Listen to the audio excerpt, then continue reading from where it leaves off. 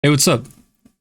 I just wanted to come on here and talk about my solution for Advent of Code Day 5. So, the basic setup of the problem is that you have these numbers. So, the you get these pages. So, each of these numbers represent a page um, in this like manual. And the story is that like this manual prints correctly, and there's like updates to it. Um, and then there's like a particular order in which the pages should be printed. Anyway, so you have the input is it starts off as two sections. The first section is the order of the pages. I mean, so for example, basically it's saying 47 page 47 comes before page 53, and it's not numerical order. It's like pretty arbitrary. So it's 47 comes before 53, 97 comes before 13, but 97 also comes before 61. And then so from this you have a set of rules. And then once you have those rules established, you get these updates, which is just these lists of page numbers. And you have to go through this list of page numbers and see, does it follow the established rules in the order that it comes in. So 75, 47, 61, 53, 29. This one is actually correct, because if you look at these rules that are established, let's see, so 75 and 47. So we can see here that 75 comes before 47. So this one's correct. And then for 47, 61, let's see, 47 right here, 47 and then 61. So that one also works. And you just do that for each of these pairs of pages, or that whole update is what this is called.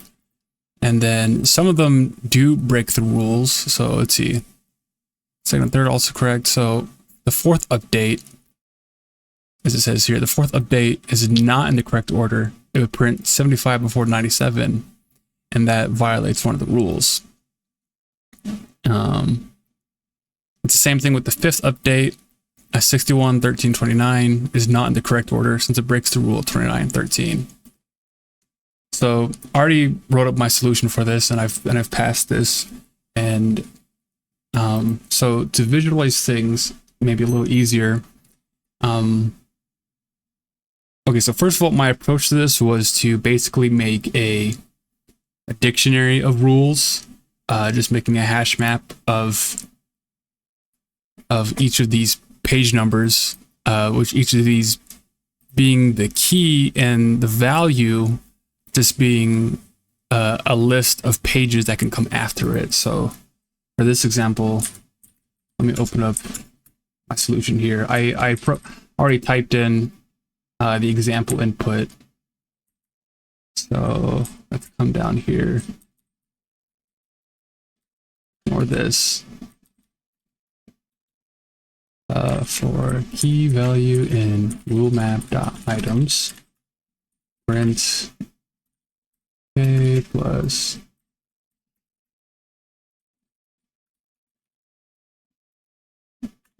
okay. So this is what it's going to look like. So the way to understand this is basically 47. For page 47, we know that it has to come before 53, 13, 61, and 29. And it's the same thing with 97, 13, 61, blah, blah, blah. This just gives us almost like a little it's not quite a graph, but it's just sort of a rule set that's sort of easy to manage, easy to cross-reference, to take a certain pair. Say, we get 61, 53. So we'll go to 61 is 53 in our sort of neighbors list here, and it is, so we know that that one's correct, and we can move on to the next one. So that was pretty much my approach. So let me open up this code here to talk about it a little more. This right here is pretty not interesting, just sort of because it gives you an input file, of course, for when you actually do it. You don't, this is just the example. It gives you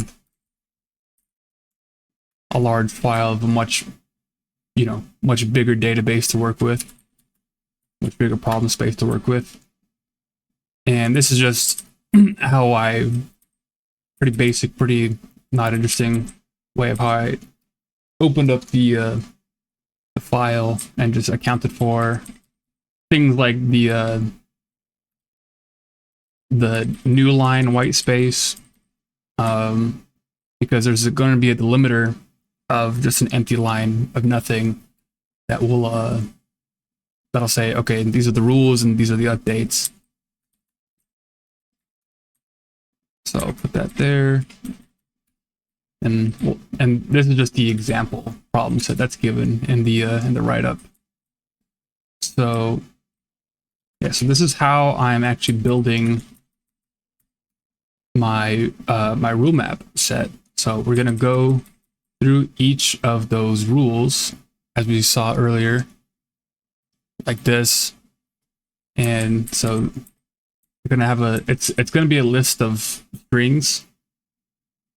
And the strings are the number, the bar symbol, and then the 50, and then the other number, the other page number. So this line right here, it's still little Pythonic-ish kind of one line of just formatting that. All it's saying is that because the string that's going to come in is going to be like this, it's going to be like yay or whatever, 47. 3. So all I'm saying is, okay, split this string by the bar, and then once we get that, we're going to get these two numbers on the side. And since they're strings, I'm going to want to convert them to integers. And so this part right here, I'm just using map to apply this function int to both of these, and then turn it back to a list. So we're just going to get a list of integers. So it'll go from this to just to that, right? Or oops, 53. So, and then we get page A and page B from the rule. And so if page A not in a rule, then we're going to put it in there and then set it to an array of, like a singleton array of page B. And if it already exists in there, we're just going to append that array with page B. Okay, so that's how I built my rule set. And then it's actually pretty easy from there. So we're gonna have an answer to calculate this. It's a simple variable. We're gonna go through the updates, and then the updates, you know, they're sort of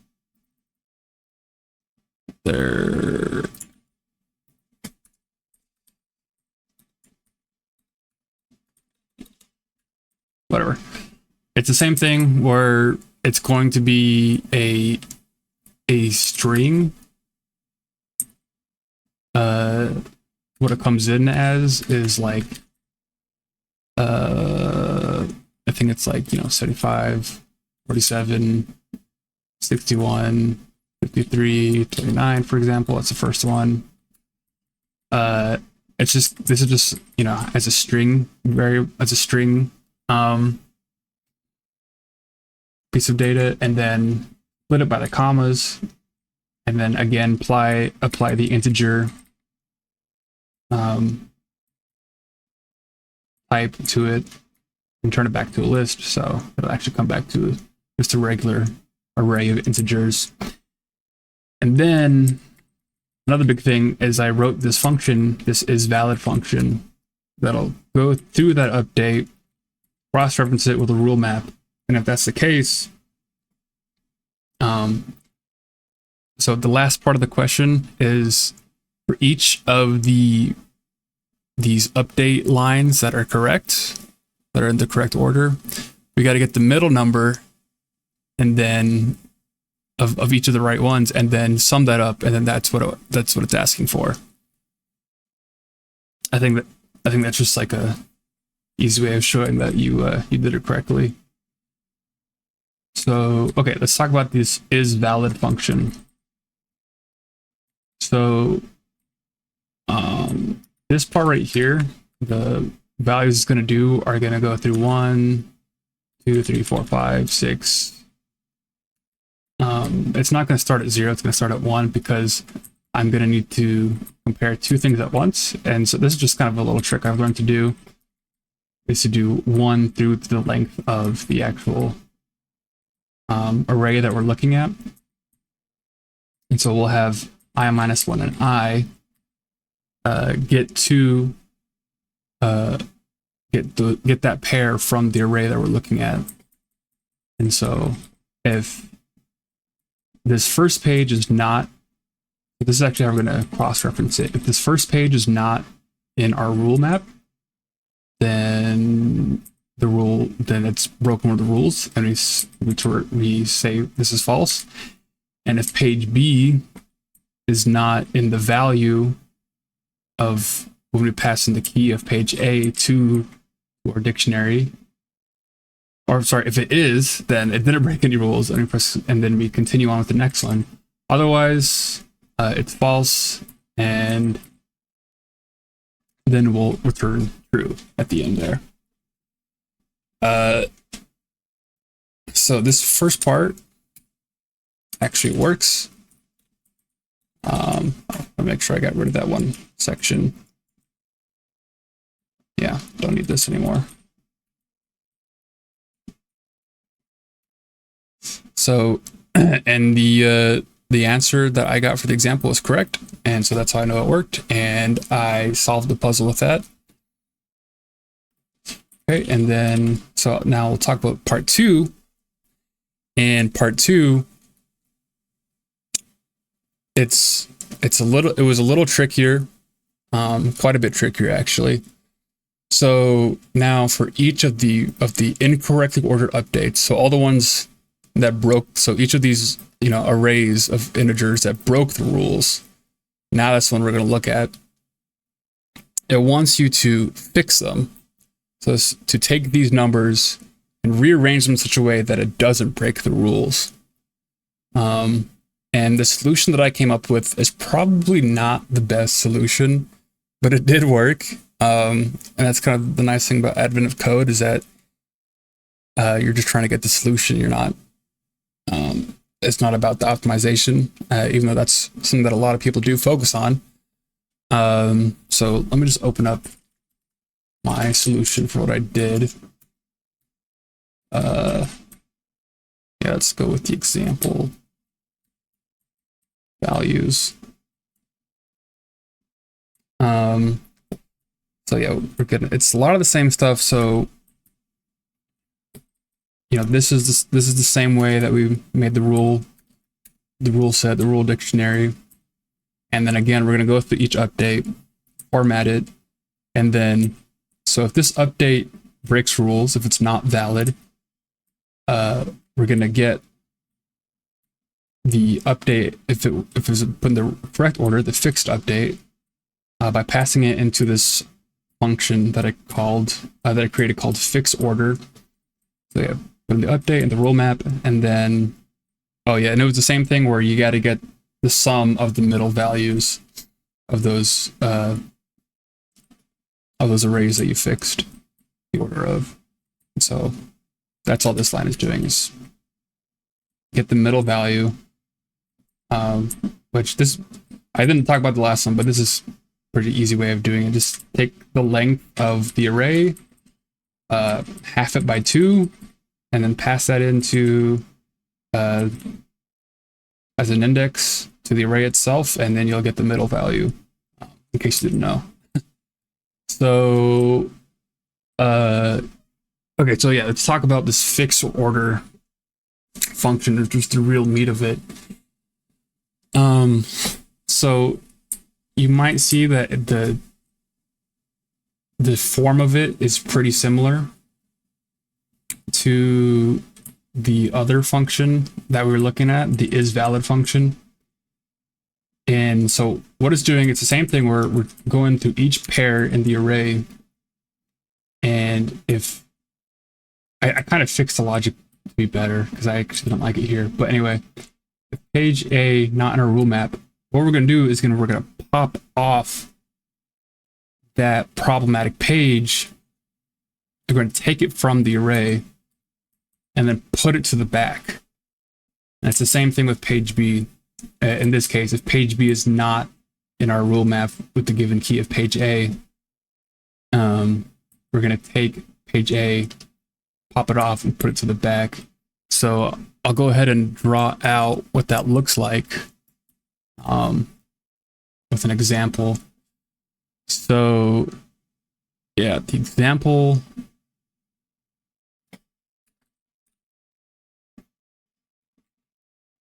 Oops. Let me, for visualization's sake, just print out that rule set again.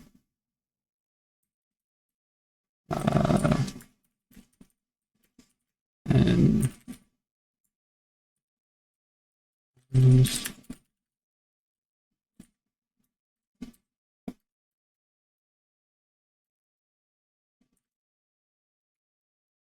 put this in the wrong order. Oopsie. Key value. Let's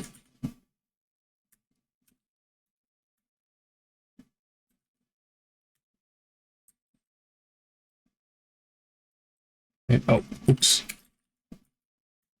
Okay, there we go. So with the example 75, 97, 47, 61, 53. So what I did to visualize this is, like, we're going to go through each pair of these, compare them to the rule set, and whichever one is problematic, we're going to send it to the back, pretty much. So 75, 97. So we're going to look at 75. If 97 is not in here, we're going to get rid of this and throw them all the way to the back. And then just start over. Since our new beginning is 97, we're going to 97, 47. Is that probable? Yep, that works. And 47, 61. Yep, that also works. 61, 53. That also works. And 53, 75. So that's where we have a problem. So we gotta take this guy out, put him over here. And then we just start over again. So 97, 47, we know that works. 47, 61, that also works. 61, 75, that doesn't work. Get rid of 61, put him over here. Same thing over again. 97, 47, we know that works. 47, 75, that doesn't work. So take away 47, put them at the end. So yeah, this gets a little unwieldy here. So 97, 75, that works. 75, 53, that works. 53, 61, that doesn't work. So I gotta put 53 back here. Okay, let me rewrite this because it's now just getting ridiculous. 97, 75, 61, 47, 53, right? So, okay, so 97, 75 works, 75, 61 works, 61, 47. Okay, 47 is not in there, so move that, put them over here. And then I think we're almost there. 97, 75, you know that works. 75, 47, That works. 4753. That works. And then, come on, 5361. So breaks there again. Put them over there. Okay, and then now this is actually the final answer. 97. Oops.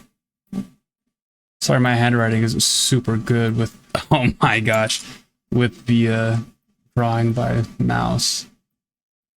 7, 61, 53. And now this is actually the correct answer. This is actually all completely valid according to the rule set.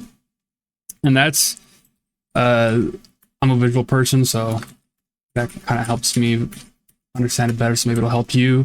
That was my approach to this problem. And that's what this function here does. Yeah, see, if it's invalid, we're just gonna pop that off, bring it to the back. Actually, I should have, I could have rewrote this. Oh wait, I couldn't though, because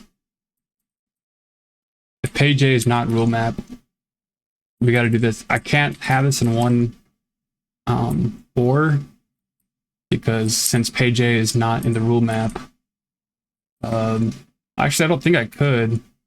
I just kind of assumed, I think that this would give me a key error if I, like, I'm saying, like, if I try to do it like this.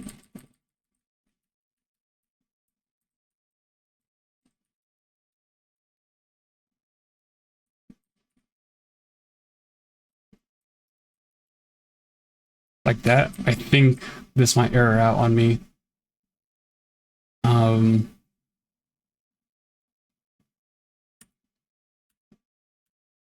Well, let's see, let's find out. I don't know. Anyway, that was my approach to it. That's probably not the most efficient way of doing it. But that's how I did it. And oh my gosh. Yeah, and 123, which was the correct answer. So I still got it. I still got the correct answer. Okay, so let's quickly see, would that have worked? That little change I wanted to do. Maybe that would be more pleasing. Oops, wrong way.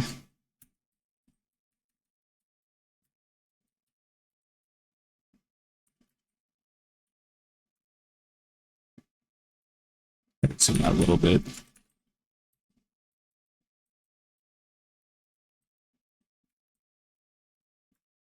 Okay. Oh, I guess this still works. Okay, that's nice. Yeah, so that was my solution to Advent of Code Day 5, Part 1 and Part 2. I know I didn't do Day 1, 2, 3, and 4. I actually started pretty late. I started on Day 2 and I had to like catch up. But I'm hoping to continue to do this for each day of Advent of Code. I'm curious what you guys did. If you could share how you solved it, you could talk about it in the comments below. Or maybe if you want to come on here and talk about what you did, that could be cool too. I'm on the Advent of Code Discord. You could find me as Adam M. But yeah, thanks for watching. Take care.